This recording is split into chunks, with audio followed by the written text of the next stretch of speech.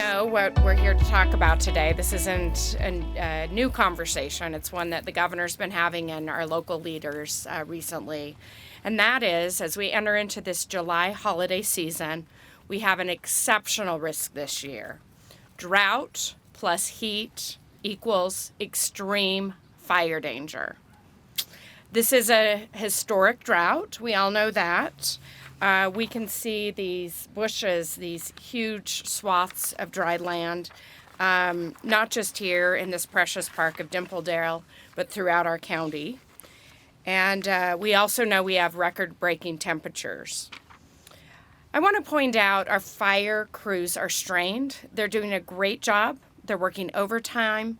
We see year after year a lot of risk in the West, and that means that a few weeks ago to a month or two ago, many have been redeployed. And we have a great wildfire system of personnel and also great local officials, but they've been working hard and their resources are strained.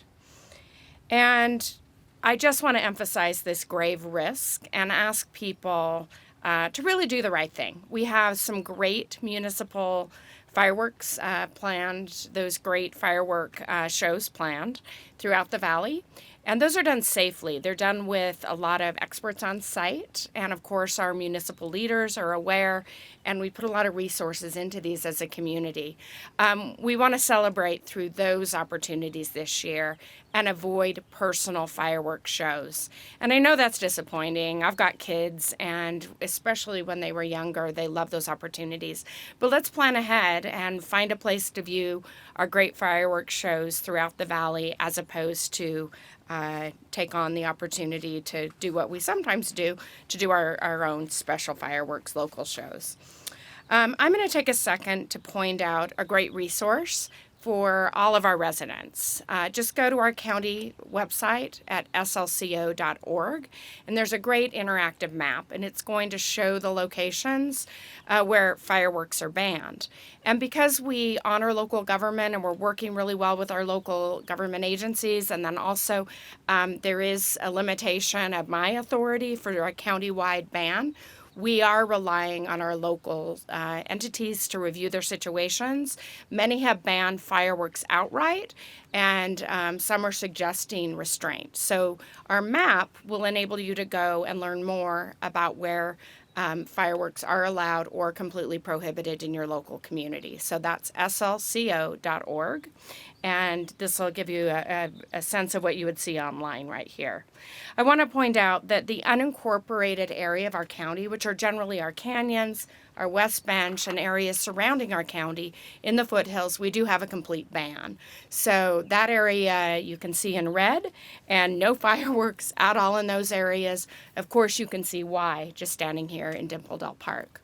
I also want to point out that we have some locations with our cities where you see some restrictions, and we're going to rely on you to contact your local authorities, your local cities, if you don't know where those places are. I'm going to now turn it over to Clint Mecham, and Clint's going to walk us through a little more specific information. He's our emergency management lead at Salt Lake County, and he lives and breathes this every day. Every season, he and his colleagues are preparing, and I do know that they're more concerned than ever this year. And after that, we're going to go to a few other speakers, and we're thrilled to have them with us today. We have a couple council members and a representative, and if you just introduce yourselves when you come to the podium. And thanks for being with us today. So, Clint. Thank you, Mayor. Again, my name is Clint Mecham. I'm a Division Chief with Unified Fire Authority, and I have the pleasure to serve as your Salt Lake County Emergency Manager.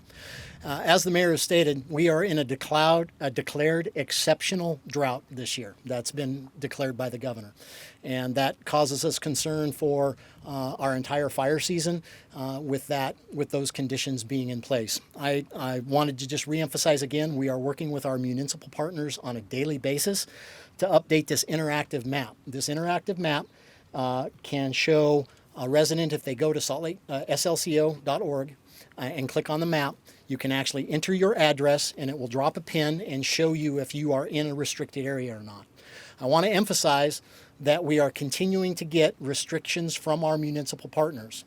Late last week, Mill Creek, Holiday, Cottonwood Heights enacted some restrictions, and those will be reflected on the map by the close of business today. So just because you check today and see that you're not in an unrestricted area doesn't mean that maybe tomorrow you will be in a restricted area. And again, that's entirely at the discretion of the municipalities, the cities and towns in which you live. So please check that map frequently, check it often, and we will do our best to keep it updated on a daily basis. But this is very, very important because this map outlines the areas of highest risk that we have experienced historically throughout Salt Lake County when it comes to fire danger. Okay, a couple other things that I want to just take a minute to emphasize. Sell dates. So fireworks go on sale June 24th. That's Thursday. They remain on sale until July 25th. All right. However, just because they're on sale does not mean you can use them. The use dates are July 2nd to July 5th and July 22nd to July 25th. Okay. On the 4th and the 24th, you can use your fireworks from 11 a.m. to midnight, and on the other days, it's 11 to 11, okay? Those are the restrictions established by the state. Penalties for using them outside of those hours and dates or in restricted areas can be up to $1,000, and if they cause damage or start a fire, you can be held responsible for those costs as well, all right? Just one last thing, information-wise. If you see a life-threatening emergency at any time, call 911, right? However, for fireworks restrictions or fireworks issues, if you live in Sandy or Salt Lake City, there is a non-emergency number to call, and that number is 801-799-3000. Again, that's 801-799-3000 for citizens of Salt Lake City and Sandy. For every place else in the valley, the number is 801-840-4000. Again, 801-840-4000. So please, if you need to call 911, please do. Don't hesitate. But for the fireworks, if it's non-life threatening, please use these other numbers. So again, use the tools that are out there. We're working with our municipal partners. We're trying to make this as simple and as easy for everybody to use as we can. And we will continually update this as we get information from our municipal partners. So with that, I'll turn the time over to Councilmember Winder Newton. Thank you. Hi, I'm Aimee Winder Newton. I'm a county council member. We've talked today about some of the provisions as to when you can use fireworks and the times and the days. But just because you're in an area that allows fireworks or doesn't have a ban doesn't mean you should use them. A few weeks ago, our governor asked our state to pray for rain because of this drought. As I spoke with my family about this, we decided that we needed to do more than just pray. We made some decisions. We decided we were going to turn off our water when we brush our teeth. We're going to shorten our showers, and we're going to only water our lawn twice a week, like the state has suggested. We also made the decision that we were going to have a personal ban on fireworks as a family. We, instead of lighting off fireworks in our circle with our neighbors like we usually do, we're going to have a barbecue, we're going to play some games, and we're going to have a great time celebrating our Independence and Pioneer Days in July. But we're going to do it without fireworks. My plea to the people of Salt Lake County is be smart. We believe in liberty and freedom, but we also believe in personal responsibility, and it's time for all of us to step up this year and to find other ways to celebrate these holidays in July other than using fireworks. Thank you. I'm Theodore, Salt Lake County Council, and I just want to make a quick comment. As we're here today in Dimpledale, I can't help but think about how dry it is here in this park, and as well as other open spaces in Sandy and the adjoining areas. And with the heat and the current conditions, it's a recipe for disaster. So I just ask people to be vigilant and smart and very cautious with their fireworks this season. Thank you.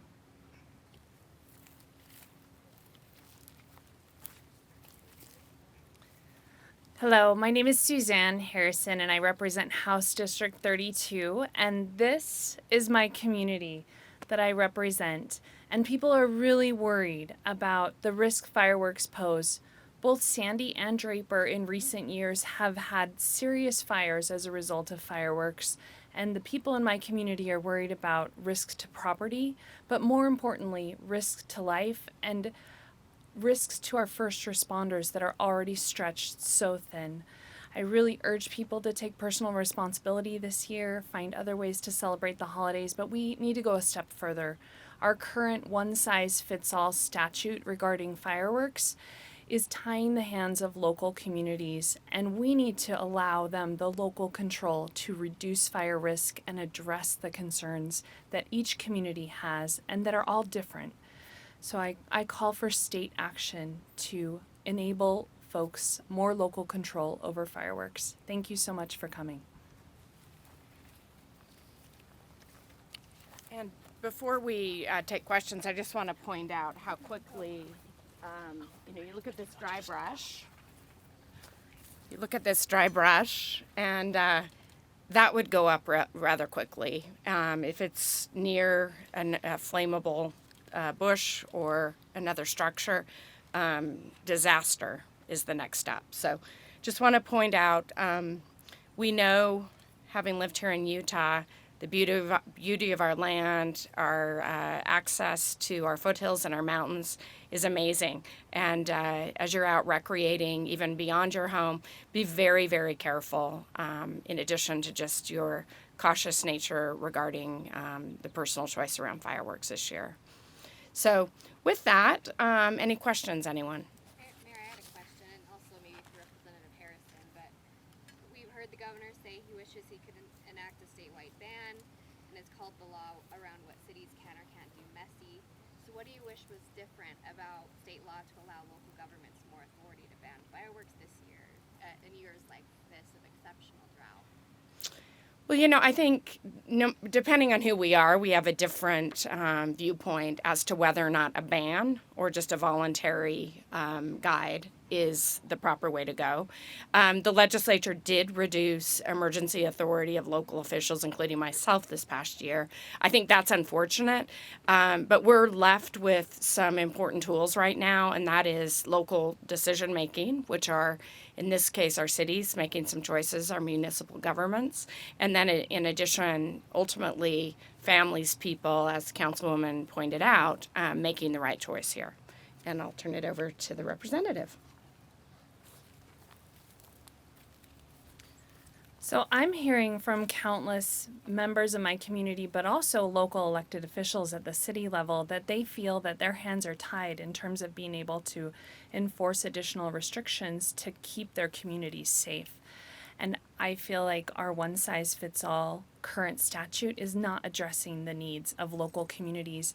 The needs and fire risks of Sandy with our wildland-urban interface is going to be very different from a different part of our state with agricultural risks, and we need to allow the people closest to the people, the elected officials closest to the people, that authority to reduce the risk, to keep our firefighters safe, to keep our community members safe, and to keep property safe. Our firefighters are already stretched thin, fighting many fires, and those local officials need greater authority. Mayor, what can Salt Lake County do? What can you do with regard to county properties, or just any additional restrictions you can do, or can you? So we every year restrict in our buildings and within our parks. So no personal fireworks in any county official or any county sites. I know that we're taking it even more seriously this year. So again, a ban on all county properties for fireworks. We are more aware this year. Our rec centers and our parks officials, our staff on the ground, are going through an additional review to make sure that we have good procedures should anything happen. But again, we do have a ban on all of our county facilities and properties. Mayor, you said that the county is limited in what you can do, but if you had the power for a full-out ban, would you or not, and why? I deal with what options are put before me, so I haven't gone through the review process to determine whether or not we would indeed pose a ban if I had that unilateral authority, which I don't have. I do know that this is a very, very intense year. I appreciate the governor's message. I appreciate our local officials stepping up and communicating the concern this year. I think we're going to listen. And I feel some relief in that our foothills are already under a ban and will continue to be. Our federal lands and the perimeter, as you see, of our county is generally under a ban. So that gives me some relief that if we, and we will have fires. I think Clint could probably speak to how many you typically are dealing with in, neighborhoods and locations throughout. In fact, if you don't mind, come answer that question and let us know. But I am relieved that our federal government and our county facilities are operating under a ban, and many cities have indeed imposed a ban. Thank you, Mayor. So to go to the increase in call volume during the 24th or the 4th and the 24th holidays, traditionally the 10 fire departments within Salt Lake County experience anywhere from a 35 to a 50% increase in calls for service during the periods where fireworks can be lit off. It depends on the year. So it does provide an exceptional strain on the first responders, both law enforcement and fire, to respond to those calls for service. And there's also an increased cost, as in most fire departments throughout the valley will put on additional staff during the evening hours to deal with those increases for calls for service. So there is a strain and it on the normal emergency services, if you will. Representative Harrison, do you plan to run a bill to try to increase that flexibility? And do you think if you do, does it stand a chance in the legislature? I have filed legislation for the upcoming general session. I also believe action is needed right now in the midst of this unprecedented drought and high temperatures. We know we're getting hotter, and we know our wildfire seasons are getting longer.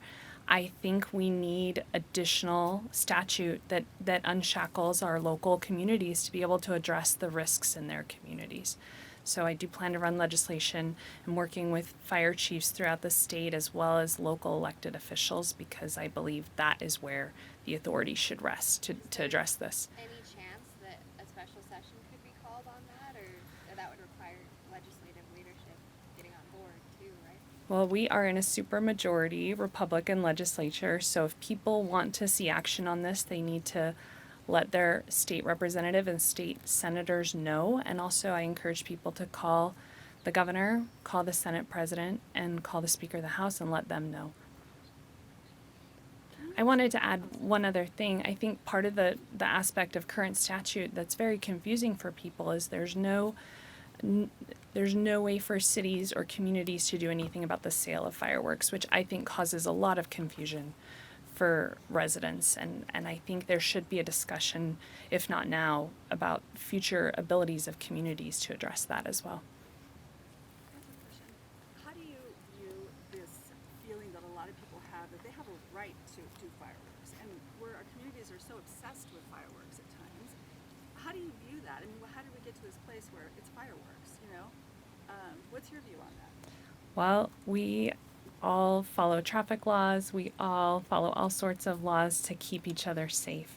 And this year, I think with our unprecedented drought and high temperatures, we need common sense to play a role as well. And I urge people to celebrate the holidays safely. I really like Councilmember Winder Newton's idea. Let's celebrate with a little tweak this year to allow the professionals to use fireworks and keep our community safe and our first responders safe and ultimately save lives. Mr. Mecham, can you talk about what's going on with firefighters right now? Have local firefighters been sent to other areas, or what's the status of staffing right now? So most of the fire departments in the valley are maintaining their normal staffing right now. There are single resource firefighters and special wildland firefighters that have been dispatched to other parts of the state as well as other states, depending on the need, and that's done on a national system, as well as Utah receiving help from other states. last week, for example, there were some firefighters from CAL FIRE from California in the central part of Utah helping with the fires down in that part of the state. So this is actually a national system that is used to help bring in those resources, but those resources are finite, and the more fires we have, the less resources are available to fight those fires. And what we're talking about here today is one way to help us prevent increasing the volume of fires so we can better utilize the resources we do have.